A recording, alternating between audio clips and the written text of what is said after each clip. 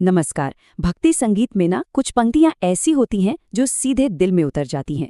आज हम ऐसे ही एक बहुत खूबसूरत गीत मैया बारी सूकवार के गहरे भावों की पड़ताल करने वाले हैं।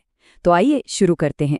कोमल कोमल पावबा लागे तन को घावना। सोचिए, गीत की शुरुआत ही इन शब्दों से होती है। ये सुनते ही मन में एक गहरी श्रद्धा और एक मीठे से स्नेह का भाव जाग जाता है। ये सिर्फ एक लाइन नहीं है, ये तो एक पूरा एहसास है। तो इसका सीधा सा मतलब क्या हुआ? उनके पैर इतने कोमल हैं कि उन्हें चोट तक नहीं लगती। लेकिन बात सिर्फ इतनी नहीं है। ये महज एक वर्णन नहीं है, ये तो एक भक्त के दिल से निकली हुई गहरी भावना है। अपने ईश्वर के लिए एक बहुत ही अनोखा, बहुत ही प्यारा लगाव है। तो सवाल ये उठता है ना, कि भाई एक छोटी सी लाइन आस्था, प्रेम और भक्ति के बारे में इतना सब कुछ कैसे कह देती है? बस यही सवाल है जो हमें इस गीत के दिल तक, इसकी आत्मा तक ले जाएगा। तो चलिए इसे परत दर परत खोलते हैं। तो सबसे पहले ये समझते हैं कि ये है क्या। ये है देवी के लिए एक गीत।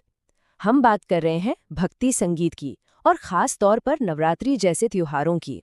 पता है, ये गीत सिर्फ संगीत नहीं होते, ये तो आस्था में पूरी तरह से डूब जाने का एक जरिया है। अब आते हैं इसके दूसरे पहलू पर, दिव्य माँ का आह्वान। देखिए, कोई भी पूजा हो, उसकी शुरुआत हमेशा आह्वान से होती है, मतलब ईश्वर को पुकारने से। और ये गीत भी ठीक वैसे ही देवी माँ को एक बहुत ही प्यार भरे बुलावे से शुरू होता है। इस पूरे गीत के केंद्र में कौन है? मैया। अब देखिए, मैया का सीधा मतलब तो माँ होता है, हम सब जानते हैं। लेकिन भक्ति की दुनिया में ये शब्द सिर्फ एक शब्द नहीं रहता, ये प्रतीक बन जाता है उस दिव्य शक्ति का। सोचिए, एक ऐसी शक्ति जो पूरे ब्रह्मांड को चला रही है, लेकिन एक भक्त के लिए वो उतनी ही अपनी है, उतनी ही करीब जैसे एक माँ।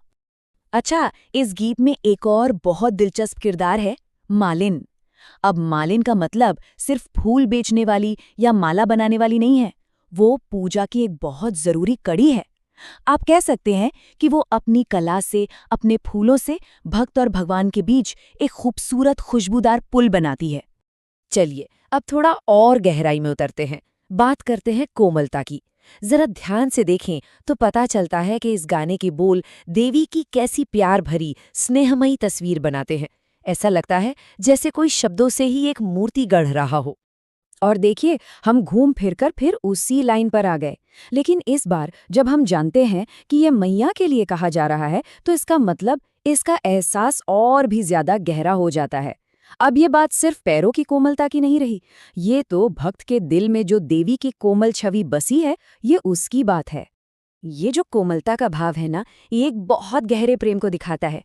और यहीं पर एक कमाल की बात होती है। जरा सोचिए, भक्त जो खुद इतना छोटा है, वो उस सर्वशक्तिमान ईश्वर की रक्षा करना चाहता है ना कमाल की बात? यही तो भक्ति का चरम है, जब भक्त अपने भगवान की फिक्र करने लगता है। तो जब दिल में इतना गहरा प्रेम उमड़ता है, तो वो बाहर कैसे आता है? वो बाहर आता है सेवा के रूप में। यही तो है भक्ति का सबसे प्रैक्टिकल, सबसे जमीनी रूप। और ये सेवा इस गाने में कहाँ दिखती है? इस लाइन में, धोई हो चरनिया के गंगा जी के पानी हो। मतलब भक्त की सबसे पाक, सबसे पवित्र इच्छा क्या है? यही कि वो देवी के चरणों को दुनिया के सबसे पवित्र जल, गंगा जल से धोए। अब इस सेवा की पूरी प्रक्रिया को समझते हैं। देखिए, पहला स्टेप क्या है? पवित्र गंगा जल लेकर आना। दूसरा स्टेप, माँ के चरण धोना, जो कि अपने आप में विनम्रता और सम्मान का सबसे बड़ा प्रतीक है। और फिर आता है तीसरा और सबसे अहम स्टेप, इस पूरे काम के जरिए अपना निस्वार्थ प्रेम, अपनी पूरी श्रद्धा अर्पित कर देना। असल में इस पूरे रिचुअल का असली मकसद तो यही है। चलिए, अब हम पहुंच गए हैं इस गीत के दिल में, वो हिस्सा जो इसका इमोशनल हाई पॉइंट है, इसका भावनात्मक शिखर। भक्त के दिल में जो कुछ भी है, जो भी भावनाएं हैं, वो सब बस इस एक लाइन में सिमट जाती हैं, सारा दुनिया से दादा माँ से लगावा। सुनने में कितनी सीधी सादी लाइन लगती है ना, पर सच पूछिए तो ये भक्ति की सबसे गहरी, सबसे पावरफुल डिक्लेरेशन है। इसका मतलब है एक ऐसा प्यार, एक ऐसा लगाव जो पूरी दुनिया से भी ज्यादा है। भक्त यहाँ साफ साफ कह रहा है कि उसके लिए मैया से लगाव दुनिया की हर चीज, हर रिश्ते से बढ़कर है। बस यही इस गीत का पूरा सार है। यही इसका सेंट्रल मैसेज है। तो चलिए एक बार फटाफट देख लेते हैं कि इस खूबसूरत गीत की यात्रा से हमने क्या-क्या सीखा। पहली बात, भक्ति संगीत बहुत ही सरल भाषा में बहुत गहरे भावनाएं बता सकता है। दूसरी बात, ये कोमलता जैसी छवियों का इस्तेमाल करके ईश्वर के साथ एक बहुत ही पर्सनल कनेक्शन बनाता है। तीसरी, सेवा को आस्था का सबसे बड़ा सबूत माना जाता है।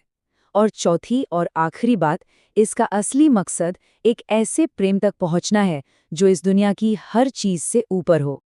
और जाते जाते मैं एक सवाल छोड़ना चाहता हूँ। कभी सोचा है कि कैसे ये सदियों पुरानी परंपराएं, ये भक्ति के भाव आज के मॉडर्न संगीत में भी एक नई आवाज पा लेते हैं, और कैसे इस तरह के गीत एक पीढ़ी से दूसरी पीढ़ी तक दिलों को जोड़ते चले जाते हैं? सच में सोचने